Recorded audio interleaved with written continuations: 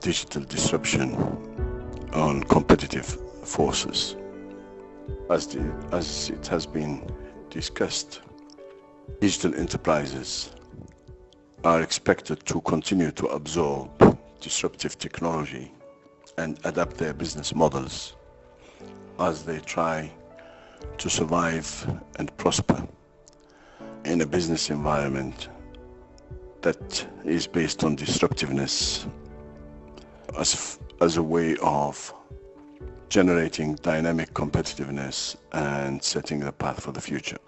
However, the absorption of disruptive technology is one side of the coin, and the most important side is the one related to the ability of a modern enterprise to challenge its traditional business model, traditional mindsets for establishing competitiveness, and traditional outlooks on the dynamics of its industry competitiveness.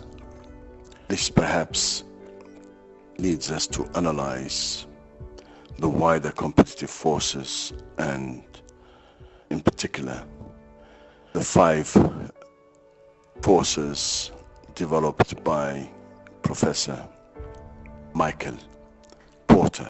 Professor Michael Porter, in one of his reference books, has described the nature of competitiveness as follows. In any industry, whether it is domestic or international, or produces a product or a service, the rules of competition are embodied in 5 competitive forces. The entry of new competitors, the threat of substitutes, the bargaining power of buyers, the bargaining power of suppliers, and the rivalry among the existing competitors. As figure 1 illustrates, the model of the 5 competitive forces needs now to be examined in the context of digital competitiveness world, and whether what has been advocated hitherto is still valid. Number 1, the entry of new competitors. According to Evans, digital businesses are changing the nature of competition, not only the dynamics of a traditional competitive nature, introducing traditional industry competitors to enter new and existing markets, but there are also new entrants who are aiming to compete with new digitally based business models and value propositions. This includes technology giants and startups that are introducing new platform ecosystems for supporting digital businesses. They build their competitive advantage through leveraging the familiar social, mobile, analytics, and cloud technologies, but they top up their competitive value propositions through intelligent automation, the Internet of Things, cybersecurity, to enhance the value proposition of their platforms. This is what Evans argues in relation to the new digital entrants. In effect, tomorrow's leader may not be someone, we often think of industry competition as a perpetual battle between the same set of incumbents, but in reality, things are far more dynamic and transitory. As an example, whereas 89% of the Fortune 500 list went out of business between 1955 and 2014, in recent years, according to Ray Wang of Constellation Research, 52% have been merged, acquired, gone bankrupt, or fallen off the list solely since 2000.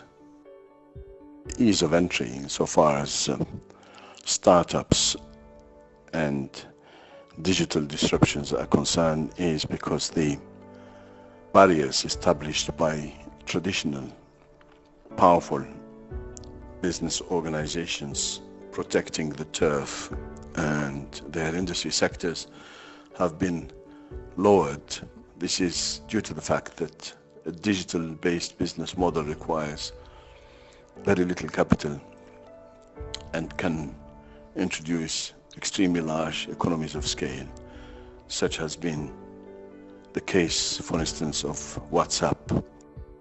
Number two, the threat of substitutes. Similarly, the traditional business models tended to look at the threat of substitutes in terms of products or services. However, in the context of digital businesses, it is the digital substitute of new hybrids, which could be digital/physical substitutes.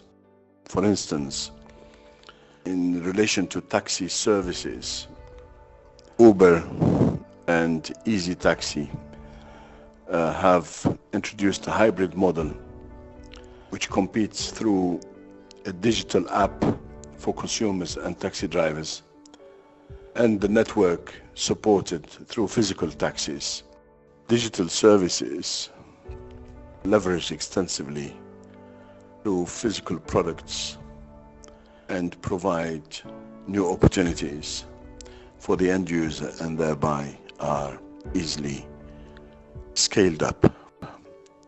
Industry Internet, for example, has introduced new small providers of disruptive services using industry networks for reaching out across all the sectors of the economy. Home automation technologies such as smart TVs have introduced personal fitness products and entertainment services and delivered long-term revenue streams of coming from the digital services to the new disruptors. The threat of substitutes is now real, and it has created convenience, personalization, and even happiness impacts insofar as the user or the consumer are concerned. And more importantly, these are the parameters that create loyalty and advocacy and make switching costs low, but the buyer propensity to substitute extremely high. In relation to the taxi services, for example, customers can easily switch from the traditional models of ordering a taxi to a new model simply by installing an app on their smartphones. So the propensity to switch from the traditional model is extremely high due to the inconvenience, frustrations due to poor service and extensive waiting times for taxis, and convenience has been a magnet, particularly in relation to the millennials generation. Number three, the bargaining power of buyers.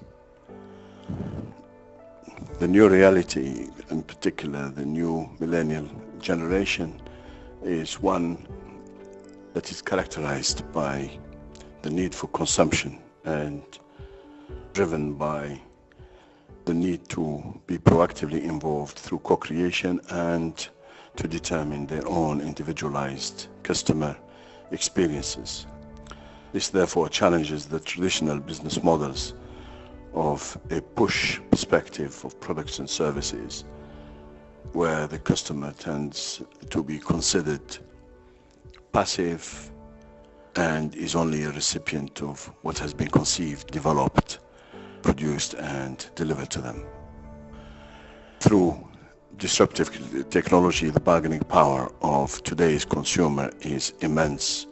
Not only do they have access to better information and bigger insights from social media, and through their engagement in virtual communities, they are also aware of providers reputations and power to deliver, and this therefore gives them the freedom to switch using digital channels and price sensitivity in order to create better convenience for them and be closely involved in determining specifically the type of needs that they would like to be addressed and the nature of the experience that they would like to consume and benefit from.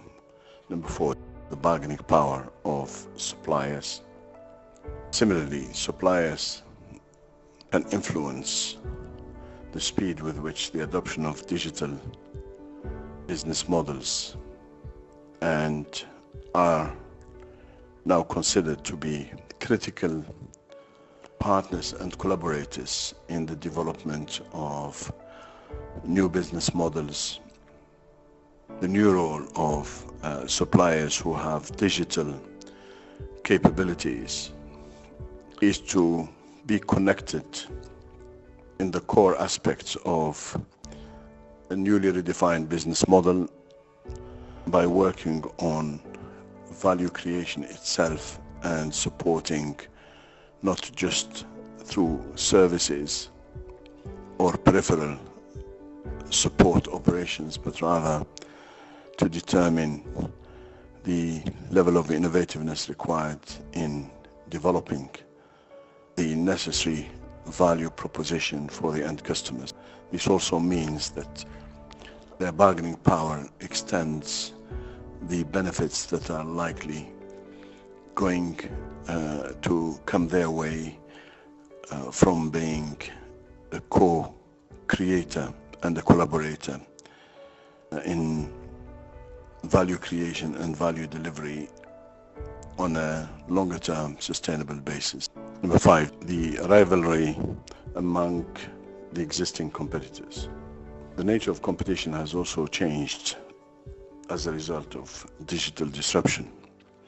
And in the traditional model, competition tended to be on cost or differentiation, aspects of similar types of provisions and similar innovative transactional arrangements with customers at large. The nature of competition tended also to depend on the power of competitors to possess physical assets, infrastructure, logistical capabilities, and the management of their customer networks. Furthermore, the possession of distinctive capabilities that can compete with speed, quality, and responsiveness were also the norm with which competitive differentiation is established. However, in a digital disruptive competitive market, the nature of competition has shifted to the ability of a provider organization to compete on what can be referred to as a platform model, which is an open system that connects different stakeholders and adds on vertically peripheral services from collaborators that can help deliver unique and personalized customer experiences. This keeps platform operators closer to their customers and provides them with unique, differentiated, and powerful service delivery where personalization becomes the norm and the opportunity for scaling up to even a global basis a reality.